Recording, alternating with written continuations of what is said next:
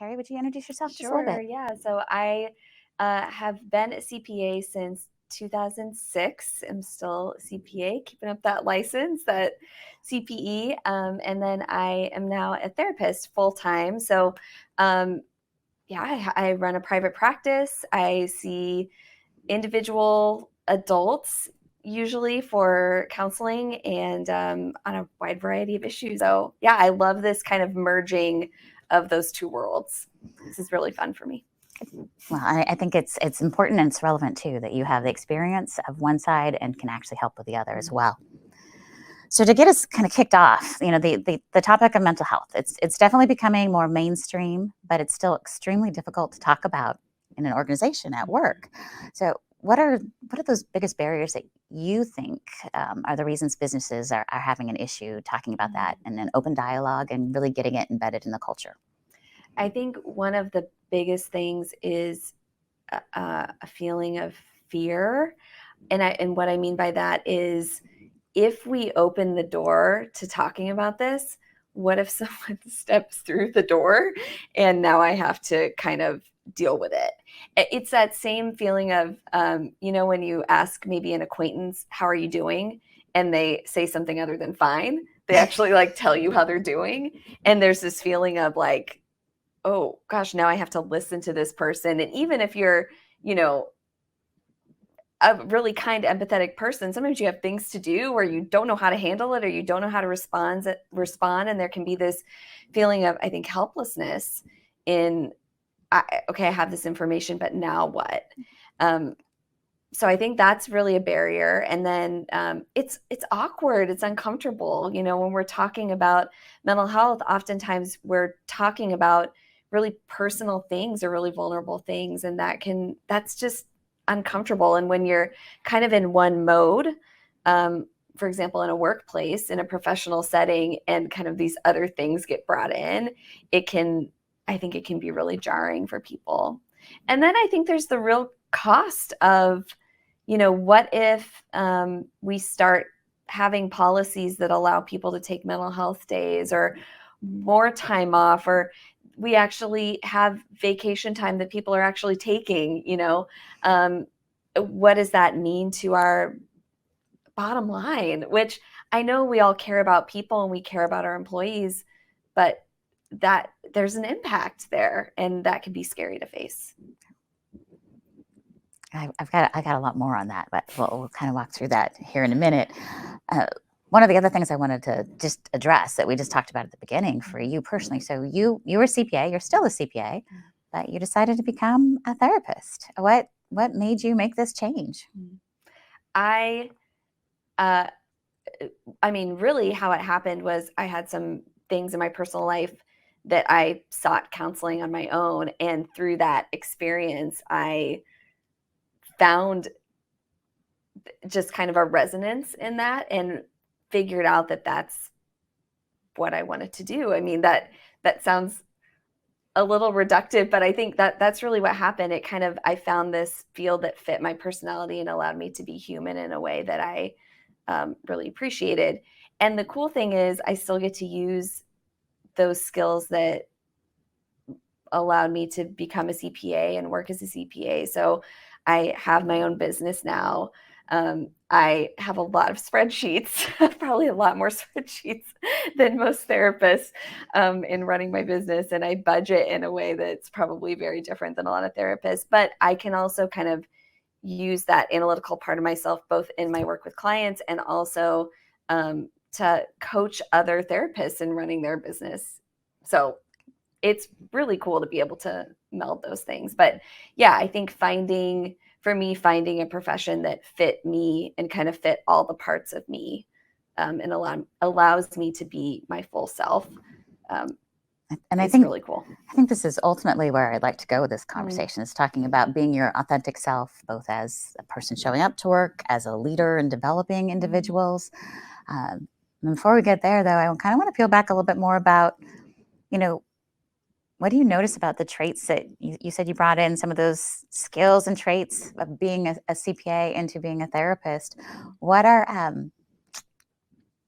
some of those traits maybe that might be standard into that CPA profession. And I don't want to stereotype because everybody is different. Yeah, of course. But there's definitely some key traits Mhm. in that desire to become a CPA and getting through that process. And do you have those traits? So the kind of the second part of that question. And what what potential issues can you see that would happen in a business setting because of those traits that maybe an individual in business can, that's trying to help mentor somebody could actually be watching for? Mhm. I think it's pretty obvious that CPAs tend to be pretty high achieving, pretty detail oriented, pretty driven people. The CPA exam, as you know, is not easy to pass, and even just getting to the point where you are eligible to take the exam is a feat. And so I think the profession attracts people that are willing to be competitive and kind of work toward a goal. There's a lot of other, of course, like you said, parts of personality that come into that. But yeah, that high achieving, those things that we are early on, we're rewarded for, we're trained in, we are good at. I mean, I went into accounting because I had to take, when I started out as a public relations major in college, I had to take an accounting class. And I was like, this is really hard. And I was immediately attracted to it because it was so hard. So it did not come easily for me. It was a challenge, and I was so excited about that. So all of that, all those pieces come in and they make you really, really good at this thing. And you get rewarded for it, you get promoted, and you start to become this person that's sort of just this brain. You're supposed to be the expert, right? That people can come to. You're supposed to know the answers. And it feels really good to be in that position of being able to help and being able to know the right thing to do. And I think the shadow side of that is we can start to ignore anything that's like below our neck, sort of be cut off from both our physical bodies at times, but also our emotional lives.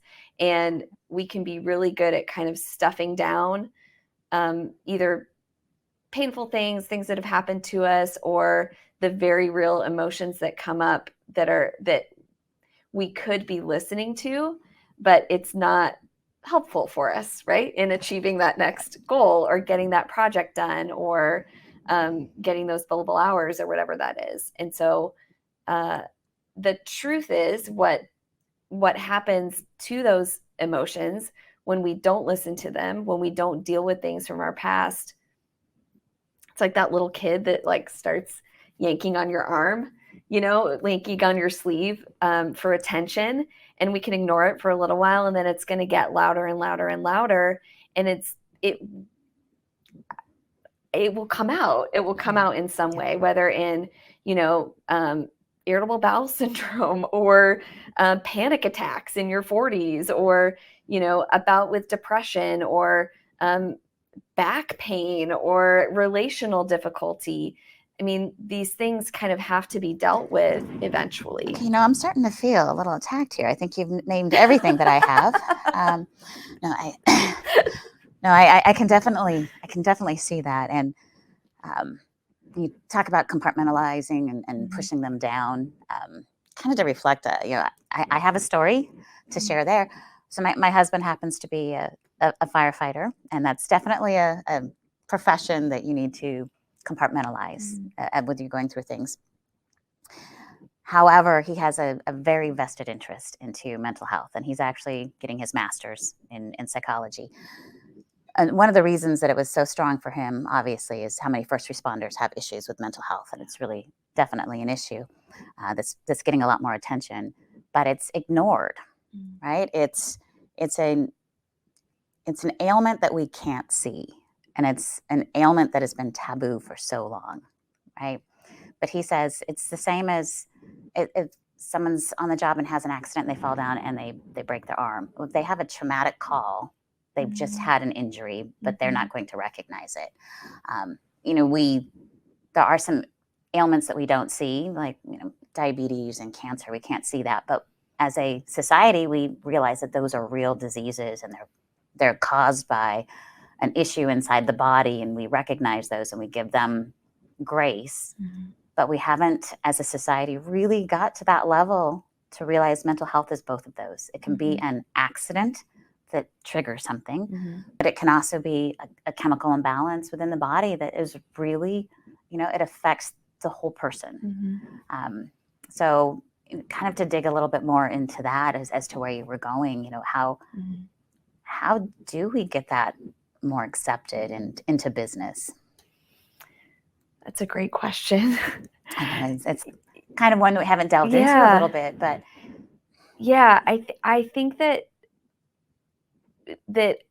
when business leaders can start to understand that if we say we value people, we have to value a whole person. And that means a physical body and an emotional, component to life. And that when we ignore those things, there's actually a real cost too. I think, burnout is an incredibly expensive problem for companies. And turnover and quiet quitting and everything else that we've seen happening. Exactly. Yeah. So these are not things that are just, well, if we ignore it, it's never going to be a problem. It's a big problem, and it's a objectively like a costly problem. So opening the door to that and really allowing space for people to be human, for people to have, like you said, emotional injuries. I mean, I think there's a lot that we can understand about, when there's a sudden loss, right? Or there's bereavement or grief or something like that, we can make room for that. But I think and I see this with my clients a lot too, especially my high achieving professional clients, they go for a very long time without dealing with their stuff. And they are super successful for a very long time without dealing with their stuff until they're not. And that's the kind of, like you said, injury that it's not visible. It feels like it's coming out of nowhere, and it is kind of harder to understand. So if we can allow space for people to deal with those things before they become a real problem, I think that benefits everybody. And I might add, it's not, in my opinion, it's more than just allowing space, but encouraging it. So, right, recognizing that if you've gone through something traumatic, that there is a process that you have to deal with it, and to just make that part of the conversation. Right? I think that's missing. We always say, are you okay? Do you need anything? And you have a high achiever, they're going to be, of course I am. Right, guys? I'm not going to ask for help. I don't want to admit that I have something wrong. So making it part of the actual person, and right, thinking of it as a broken arm. You just went through something traumatic, you have a broken arm, you're going to have to take some time to heal. So not just saying, are you okay? But leading into, again, kind of where you were talking about, read lots of articles on this, tons of statistics out there. In fact, MIT had a study that was done that, especially just coming out of this pandemic, that about 81% of employees say that they've had something with mental health that's been affecting them. And about 68% of them said it's actually affecting them in their daily work. But that gets kind of that deeper conversation of, how can we help the businesses that are watching this right now? What are some first steps that they can do outside of having an EAP program, outside of, asking HR to do more about it, which is kind of the default that most of the businesses go to. But, maybe really investing in training their leaders, their managers on some basic pieces. What would be your recommendation? Where's a good place to start? Yeah, well, I'll use a business term, which is starts at the tone at the top, right? So it's that thinking about those leaders of an organization and what example are they setting. So, and I think we can apply this to lots of things, right? Are they actually taking vacation? Are they taking time off? We all know those companies where, like, yeah, you get all this vacation, but you, like, no one actually ever takes it. And yeah, so actually having leaders that take time off and talk about I'm not suggesting, sharing your whole life story and your mental health diagnosis, with a first year associate, right? But I am talking about saying things like, yeah, I was really stressed the other day, so I had to shut my laptop and go for a walk around the block. Just that, little thing, like identifying that I am impacted by things emotionally and I have learned how to regulate myself and I know coping skills. Those little things communicate a lot. If you have someone that is going to a therapist and offhanded, this might be a stretch, but offhandedly mentions, oh yeah, my therapist said whatever, or I have to leave at 3 because I have a therapy appointment. Um, Most people, I would say, are going to react really well to that and with curiosity, and maybe not asking you questions, and probably not asking you questions, but you are going to become a safe, psychologically safe person to then for someone to talk to, and kind of setting that tone where there's not a stigma around it and it's okay. And it doesn't mean that I even have anything diagnosable. It can just mean that I need some extra support right now and that's why I'm going to therapy. Or I want to work on this relational problem and that's why I'm going to therapy. I mean, there's a lot of reasons to go. And I'm not just saying that because I'm a therapist, but I benefited from it as well, to have someone that's sort of like an emotional consultant for you, a relational consultant. So I think setting that tone, actually providing time off for people to attend appointments, and with, if someone needs that support of therapy, of course, almost every therapist I know offers telehealth therapy now. And so it can be something, obviously, if you have an office with a door and not a cubicle, you can take an hour during the day and have a therapy appointment in your office. And that is an extremely doable thing for people to actually access. And I think creating that culture where that's okay will only benefit your culture and your people, and it will become a safer place for people to be human. So basically, we're moving mental health to the same as physical health, right? Where we encourage good sleep, we encourage exercise. This is kind of that next piece for being a whole authentic person, is to make sure to make this mainstream, to say mental health should be part of it. It should be part of your sleep, your food, your exercise, and mental health. Yeah, and I wonder about things like, so when you have someone that maybe needs that extra support, you don't have to be, if you're a manager or a leader, you don't have to be the one that provides that support. That, I think that's key, right? It's sort of like when you're thinking about first aid. Okay, I might know the signs of a stroke or a heart attack, or I might know how to do chest compressions in CPR, but I am not going to try and save somebody's life. I'm going to call 911 right away, and I'm going to do what I can in the meantime until the more experienced, specialized person shows up. And so I think for those of us that are not therapists, our job, your job is to listen and to be human with another human as much as you can, and then point them to resources. And so I think of, HR or whoever, like having,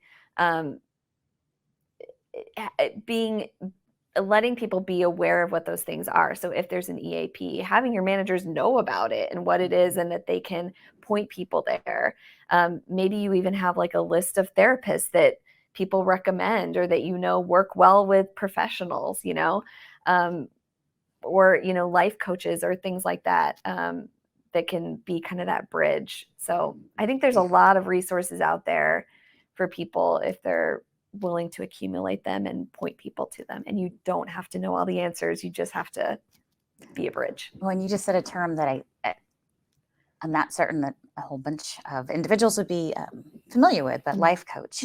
And talking to some of my higher achieving friends who have needed help, they really love the idea of a life coach because they assign them work to do, right? So they like that. That was those high achievers like to have something concrete that they're doing to show that they're actually making improvement. So if you haven't heard of that and you're and you yourself would like to step into that, that might be, for this audience, a good place to go. Mhm.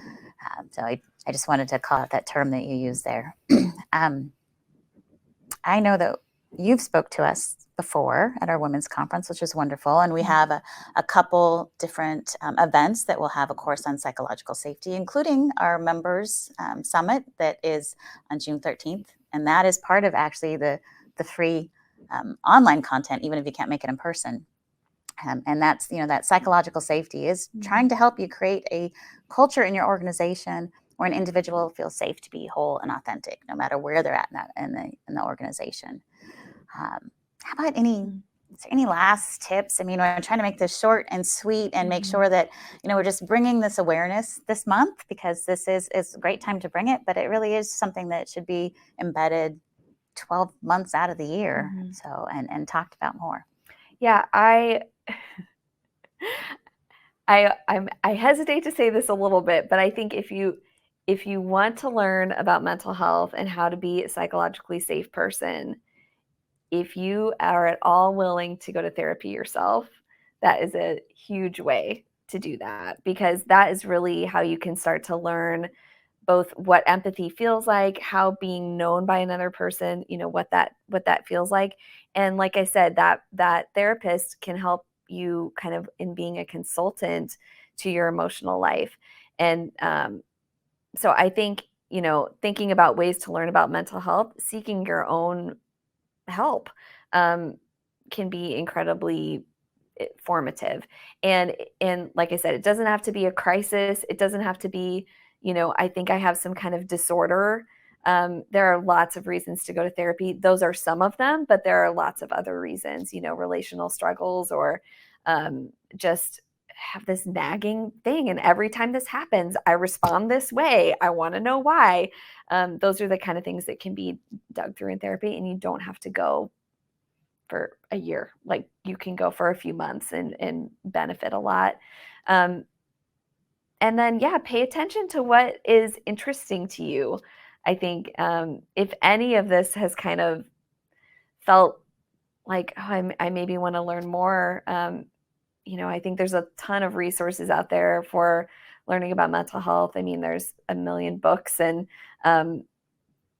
I guess when I'm thinking about how to be with another person empathetically, the person that comes to mind for me is Brené Brown. I don't know if you've read any of her work. So she, actually might be I think she's a very, very accessible person that writes about empathy and vulnerability and shame, which maybe doesn't sound super attractive, but she does it in it's just very approachable and really great. And she's an academic, and she has a YouTube video about empathy. I don't know if you've seen that one. It's animated. It's like from one of her talks. It's like a 3 or 5 minute little video, and it's animated it's amazing. And she talks about what empathy is and what it's not. And it is just the little things like that can, I think, change the trajectory of how you relate to people. So highly recommend her work. Yeah, I think it's a critical skill set for all incoming leaders, is to start learning a little bit more about empathy, right? Especially if you are one of those driven individuals, you tend to kind of compartmentalize that part. So that's great training. And so Brené Brown, she has YouTube, she has books, she has podcasts. So no matter how you like to learn, that is a great resource, actually. Yeah, and she definitely has guests on her podcast that then can be like offshoots to different, things to explore. But there's a really exciting field to me. There's so much we don't know about the brain that we're just starting to learn, and about emotion. And so there's just a lot of change. We're in a profession as CPAs where there's a lot of change all the time. And I think same with, mental health. We're learning a lot about what works and what doesn't. And I think it's a worthwhile thing to look into. I really, really appreciate you being here today. I hope everyone enjoyed this, and hopefully, you'll join us sometime in the future, maybe in one of our classes that would dig into this a little bit more, but we'd love to hear from you too. So thank you very much, Carrie. Thank you for And having me. thank you for being with us. Thanks.